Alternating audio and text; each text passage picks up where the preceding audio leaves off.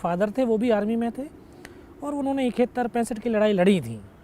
तो वो उनके जो अपने अनुभव थे लड़ाई के, जब वो अपने साथियों के साथ में शेयर किया करते थे, तो शाम को जब हम भी सुनते थे उनसे, तो उसी समय एक जो है मन के अंदर हुआ कि यार मैं भी जो है फ़ौज में जाऊं और देश के लिए कुछ कर पाऊं। तो एक उस समय जो उस टीन एज के अंदर जो एक बच्चे का जो सपने होते हैं, है ना, वो सपना ही मेरा ये था कि मैं जो है ना हर सपने के अंदर मुझे लड़ाइयाँ दिखती थी और उन लड़ाइयों में जो है लड़ता हुआ देखता रहता था सपने। मेरा भाई फिर फ़ौज में हो गया। मैं जब 10th क्लास में था, 11th में था, मेरा भाई फ़ौज में हो गया। मैं जब 12th में आया तो भाई जब छुट्टी आया वापस, तो उन्होंने बोला कि यार आप भी जो है फ़ौज को देख लो, ट्राई मारो। मैं कहा मैं इंटर कर लेता हूँ, उसके बाद में जो है, बोला नहीं इंटर तो चल ही रही है, अभी ट्राई मारो। तो उस समय मेरी उम्र 16 साल 5 महीने की थी। मैं अक्टूबर महीने में जो है फ़ौज की जो भर्ती निकली थी उसमें मैं ट्राई करने के लिए चला गया। ये एक अंदर विश्वास था कि एक बार तू चला गया ना, सेलेक्ट हो जाएगा। फादर को नहीं था कि यार नहीं एक बार, ये 2 बार में 3 बार में सेलेक्ट होगा जा करके, लेकिन मेरी माँ को भी जो है विश्वास था कि ये एक बार गया नहीं, ये सेलेक्ट हो जाएगा। गया भर्ती करने, फिजिकल दे के आया, फिजिकल में सेलेक्ट हो गया। उसके बाद मेडिकल, मेडिकल के बाद फिर रिटन टेस्ट हुआ, सेलेक्ट। और ये एक ऊपर वाले की जो है एक मेहरबानी रही होगी, क्योंकि वो मेरे सपनों को पूरा करना चाह रहा होगा। मैं भर्ती हुआ तो ग्रेनेडियर रेजिमेंट में भेज दिया गया।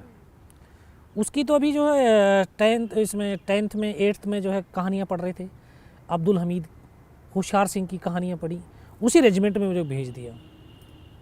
तो जो एक सामाजिक वैल्यूज होती हैं वो स्ट्रॉन्ग बनाती हैं एक इंसान को। तो हमारे रेजिमेंट की जो वैल्यूज़ थी, वो वैल्यूज़ हमारे अंदर आई, तो हम और स्ट्रॉन्ग हुए। और 1 साल की ट्रेनिंग लिया। एक ट्रेनिंग लेने के बाद फिर 18 ग्रेनेडियर्स के अंदर जो है पोस्टिंग मिली। उस समय वो कश्मीर वैली के अंदर ही थी यूनिट। वहाँ पहुँचे तो अपने साथियों के साथ बहुत कुछ सीखने को मिला। तो वहाँ पे ऐसे टेररिज्म के बरखिलाफ़ कैसे ऑपरेशंस करते हैं हम, कैसे उनको घेरना, कैसे मारना है, क्या करना है, पूरा जो है A to Z वहाँ से बहुत कुछ सीखला। धीरे धीरे समय व्यतीत होता रहा, अपने साथियों के साथ घुल मिल करके हम जो है वो अपना जो डे टू डे लाइफ जो व्यतीत हो रही थी। अचानक जैसे 99 आया, तो जनवरी और फरवरी 2 माह की मैं छुट्टी का आया हुआ था। तो ऐसा कोई माहौल ही नहीं था कि ऐसा भी कुछ हो जाएगा। उस 2 महीने की मैरिज, 2 महीने की जो छुट्टी थी उसी में मेरी मैरिज पक्की होगी। और जब यहाँ से गया तो 5 मई की मैरिज निर्धारित हुई। मेरे जो कंपनी कमांडर थे मेजर राजेश अधिकारी साहब, उन्होंने मना भी किया था, बोला नहीं यार 1 महीने की छुट्टी चला जा, फिर नहीं आने के बाद में बोलेगा यार मेरी शादी है, फिर तेरे पास छुट्टी तो होगी नहीं। मैं कहा सर 20 दिन की बहुत है। मैं जाके बोला, मैं कहा सर मेरी शादी है। बोला मैं मना किया था ना, 1 महीने की चला जा, अब कौन सी जाएगा। मैं कहा सर 20 दिन की दे देना, बहुत है। तो मई में, अभी उसी समय फरवरी के अंदर जो हमारे प्रधानमंत्री थे अटल बिहारी वाजपेयी, उन्होंने लाहौर बस यात्रा किया था।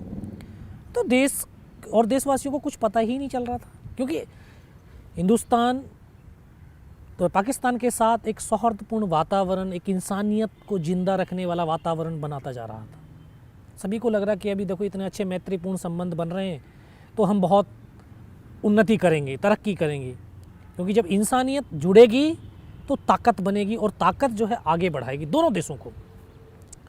लेकिन पाकिस्तान के हुक्मरान ये नहीं चाहते थे कि हिंदुस्तान और पाकिस्तान के दोनों के बीच में एक इंसानियत जिंदा रहे। वो इंसानियत को दफन करना चाह रहे थे।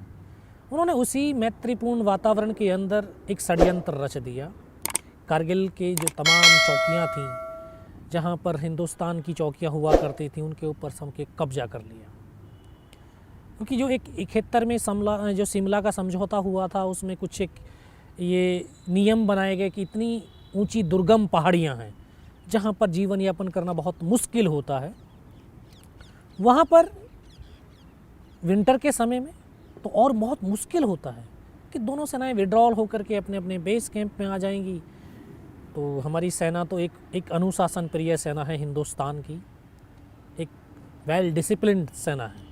तो हमने उसी के हिसाब से, हमारी फ़ौज नीचे थी लेकिन उनके अंदर तो कुछ दूसरा ही था। उन्होंने जाकर के हमारे पूरे पोस्टों को कैप्चर कर लिया। एक दिन मुझे स्वप्न दिखाई दिया था कि जैसे कोई हमारे नेशनल फ्लैग को लेकर के भाग रहा है और हमारे देशवासी जो है उसको, जो सैनिक हैं उनको गोलियां मार रहे हैं, वो हमारे सैनिकों को मार रहे हैं। इस तरह का एक स्वप्न दिखाई दिया। तो मैं घर में शेयर किया कि मैं इस तरह का जो है एक स्वप्न दिखाई दिया है, कुछ ना कुछ हुआ है। तो सभी बोले यार नहीं, तू कश्मीर में रहता है ना, वहाँ पे गोलियां चलाता रहता है, तो इस तरह से तेरे जो वो दिमाग में वही बैठा हुआ वही चीज़ है। लेकिन जब जम्मू पहुँचा तो वो जो स्वप्न दिखाई दिया वो बिल्कुल सच हुआ।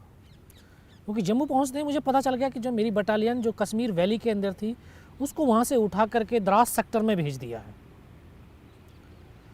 और यहाँ पे क्योंकि अनाउंस हुआ कि जो 18 ग्रेनेडियर्स के बंदे हैं वो जल्दी से जल्दी अपने डॉक्यूमेंट जमा करें, उनकी यूनिट वहाँ से मूव करके वहाँ चली गई, उनको बंदों की बहुत ज़्यादा बड़ी आवश्यकता है। पूछताछ किया क्या हुआ, नहीं कुछ नहीं, वहाँ पे जो ना वो चल रहा है। तो जैसे जैसे जानकारी मिली तो एक मेरा तो जो है दिली सपना था, आज वो सच हो रहा था। तो ये तो बहुत बड़े मेरे लिए प्राउड की बात थी, एक खुशी की बात थी। मैं सोच रहा था कि जल्दी से जल्दी कब यूनिट में पहुंचूं। लेकिन 2 दिन के बाद मैं जब यूनिट पहुंचा तो यूनिट जो है उस समय द्रास सेक्टर में तोलोलिंग पहाड़ी के ऊपर लड़ाई लड़ रही थी। तो उसी दिन बटालियन का मूवमेंट हुआ तो एक हमारा जवान को हेड शूट हुआ था, उसकी डेड बॉडी नीचे की तरफ आ रही थी। जो एक हमारा फ़ौज में एक संबंध होते हैं, आपसी संबंध, इंटर रिलेशंस जो होते हैं वो एक परिवार की तरह होते हैं। और परिवार में अगर किसी भी नुमाइंदे को कुछ चोट लगती है तो बाकी के परिवार के सदस्यों का खून खौल उठता है, वो जो लगाव है, अपनापन है। अभी जब हमने अपने साथी को देखा इस अवस्था में, अभी हमें लगा कि यार इसका बदला लेना है। तो उसी दिन हम 15 जवान छुट्टी काट करके गए थे। तो हमें एक साथ तो ऊपर भेजा नहीं, तो हमारी 2 कंपनियां, एक रिस से चढ़ी, 2 कंपनियां इस तरफ से चढ़ी ताकि जो मल्टीपल अटैक हो सकें और हम दुश्मन की ताकत को बांट करके आसानी से कब्जा कर सकें। क्योंकि जो वहाँ पे इन्फॉर्मेशन थी वहाँ पे ये था कि टेररिस्ट हैं 4 या 5, जो शुरुआती इन्फॉर्मेशन थी। तो उसी इन्फॉर्मेशन में जो है इधर से चढ़ रही थी, तो इधर वाली जो पार्टियाँ थीं, 2 कंपनियाँ थीं, उनके पास फाइटिंग पोर्टर्स नहीं थे।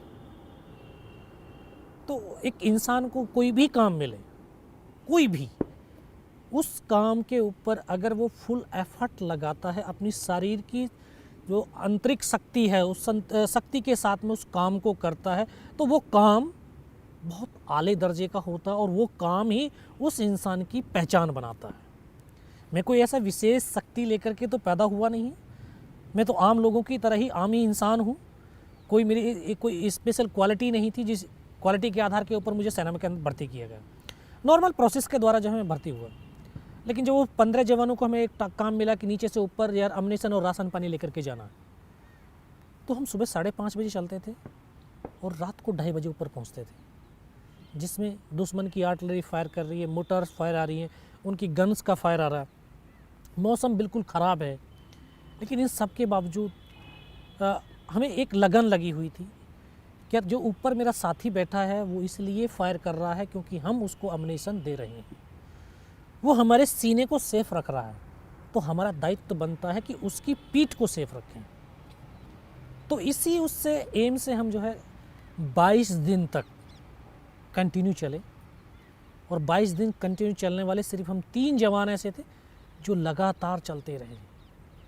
हम 22 दिन के अंदर हम तीनों जवानों की एक पहचान बनी कि ये तीनों जो जवान हैं इनका फिजिकली और मेंटली बहुत स्ट्रॉन्ग है, तो इनको एक अलग विशेष टुकड़ी के अंदर शामिल किया जाए।